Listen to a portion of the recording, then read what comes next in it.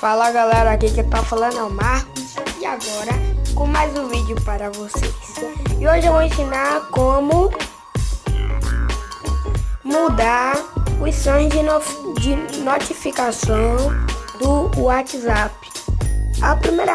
O primeiro app que vocês vão é a Play Store.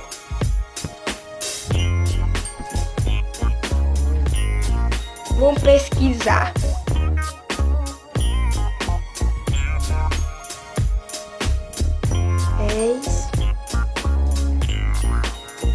aqui é Philly Explore, Philly Manager. Uai, desculpa gente. Deixa eu aqui.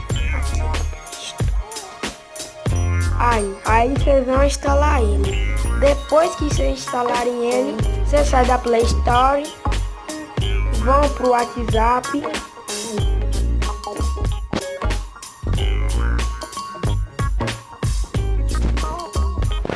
Vendo esses três pontinhos aqui de cima, aperte configurações, notificações, som de notificação.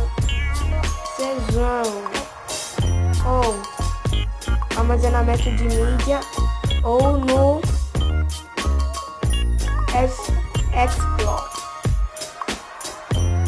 Vocês vão no Explore, pesquisam. Vou botar ficar tranquilo.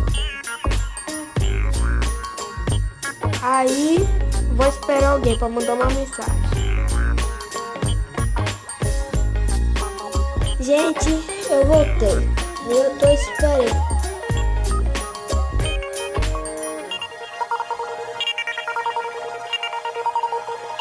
Não vai demorar muito não, gente. É um pouquinho só pra vocês verem que funcionou. Eu vou sair só pra vocês verem que funcionou.